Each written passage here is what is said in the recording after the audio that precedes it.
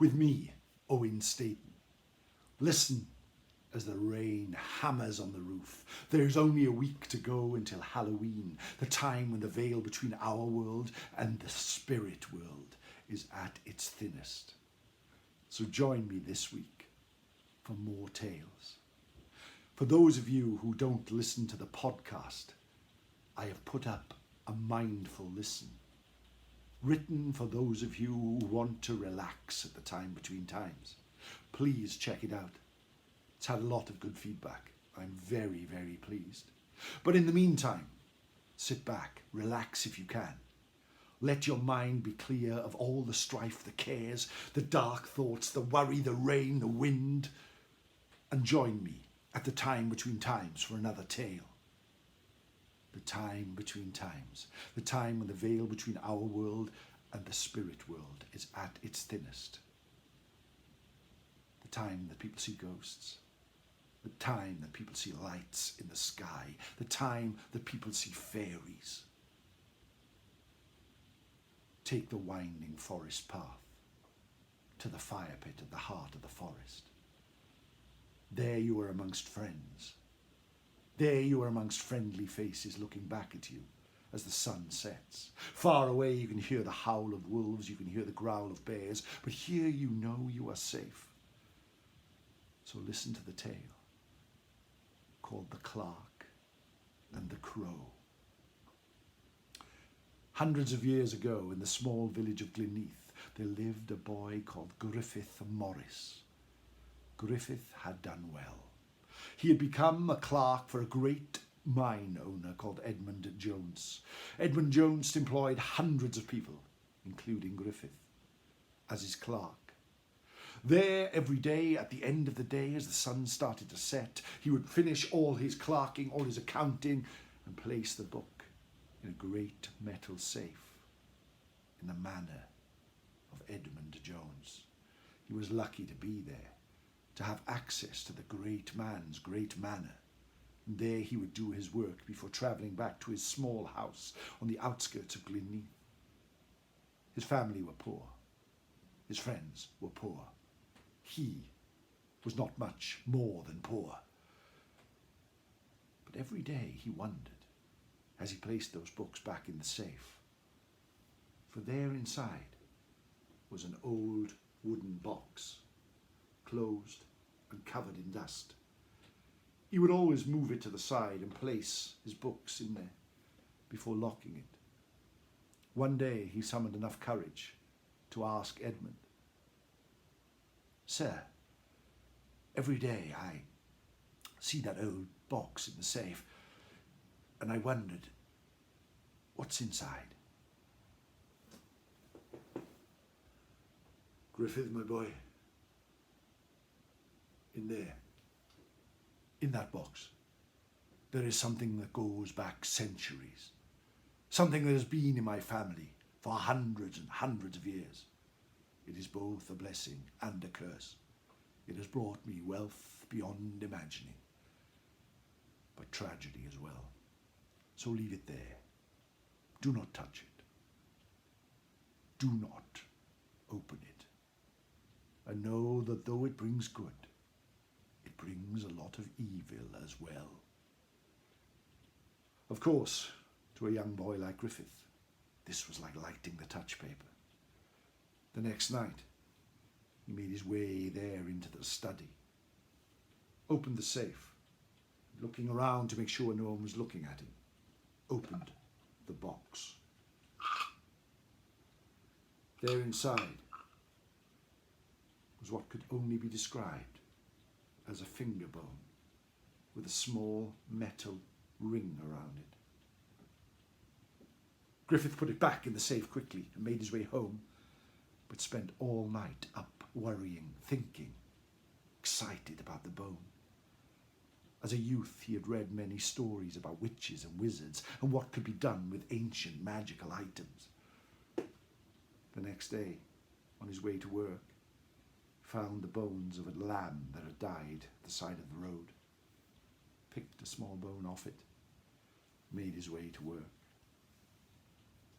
At the end of the day, he opened the safe, placed his clerking books back, and opened the wooden box once more. In a quick movement, he took out the bone with the ring and replaced it with a lamb's bone, placing the ring around the lamb's bone.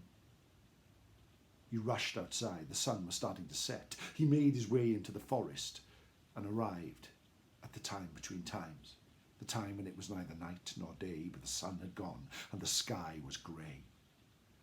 He placed the finger bone in the centre of a circle made from stones that he constructed in a few moments. Just as the sun set and quiet came across the forest, he started to chant old words that he had learnt from reading those ancient books. He sang songs that old men sang in old taverns of olden times, in the hope that it would bring some magic. He could feel the veil between our world and the fairy world open up, and nothing happened. With a sigh, he stepped forward to grab the finger bone. But just as he did that, from out of the trees there flew a huge black crow. It swooped down, grabbed hold of the finger bone in its beak, and flew off into the forest. Griffith chased it, tripping as he did, landing in the leaves.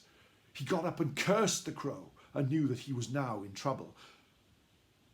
But then out of the corner of his mind, out of the corner of his eye, the corner of his hearing, he knew that something was behind him. He span around, and kneeling in the circle of stones, there was a figure of a woman in a dark, hooded cloak, her face unseen. She reached out with her arm that held a bag of coins. Griffith was terrified.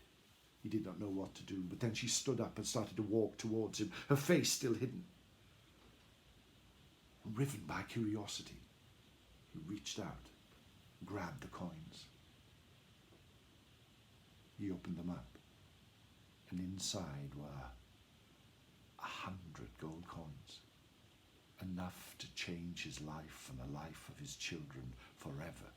He looked inside and then looked up, and the hooded figure had gone. His life changed at that very moment. Griffith bought a bigger house, stopped working for Edmund, and lived his life like he always wanted to live it. But one night, a few months after the spell in the forest, he went to bed and was awoken suddenly by a terrifying scream outside. He reached the window of his house and looked out and saw the hooded figure.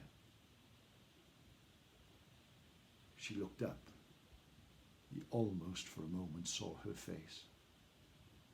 But then she turned and walked away, a glow coming off her coat, a glow from a fire far away.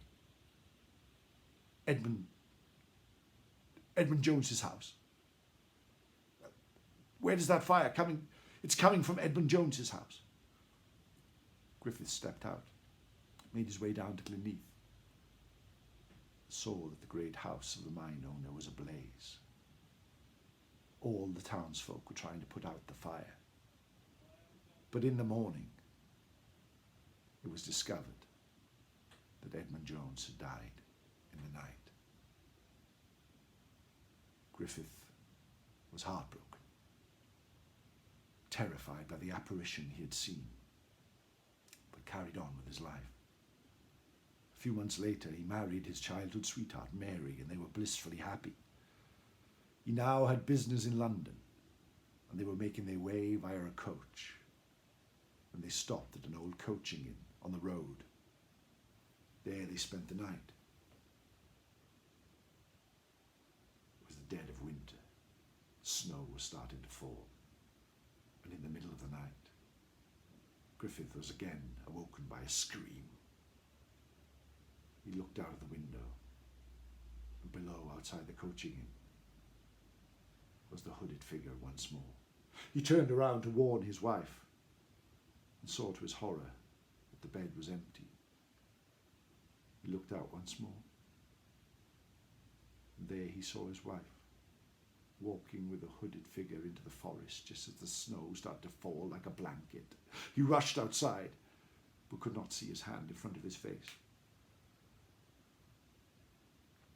The next morning, his wife was found frozen and dead, half a mile from the inn. Griffith returned to his house, broken but wealthy, devastated at the loss of his wife and his mentor. A few months passed. He would not eat, would barely drink. His hair grew long.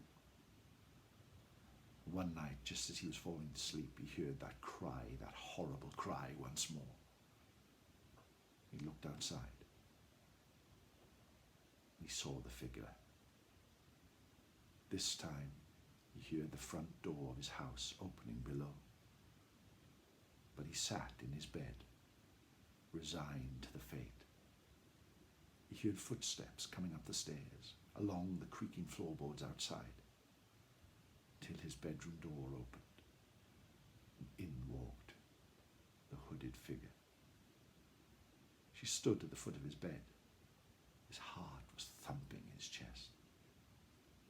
She pulled down her hood, and for the first time, he saw her face.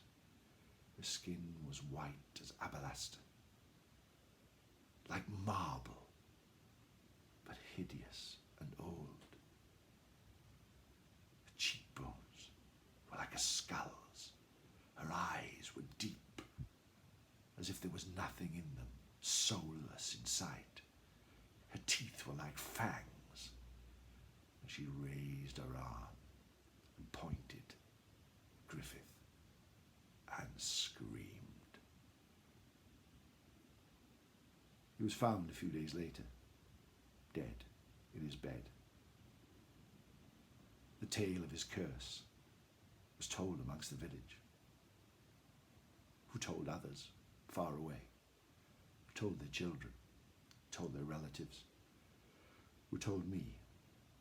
And now I am telling you the story of Griffith Jones, the Clerk and the Crow.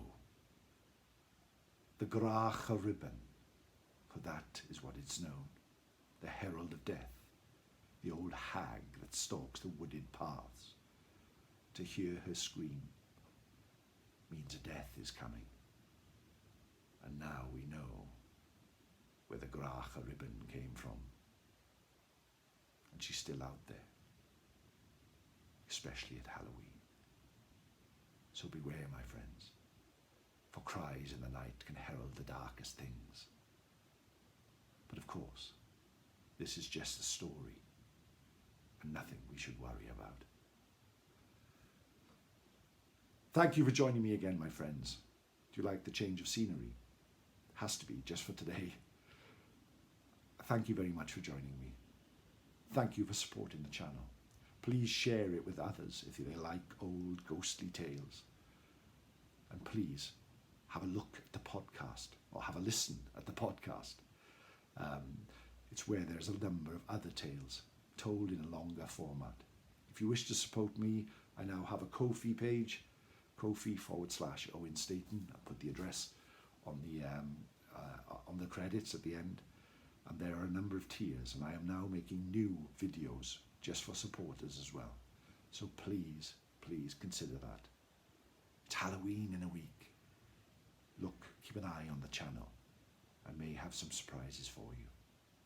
Thank you very much for listening. No star.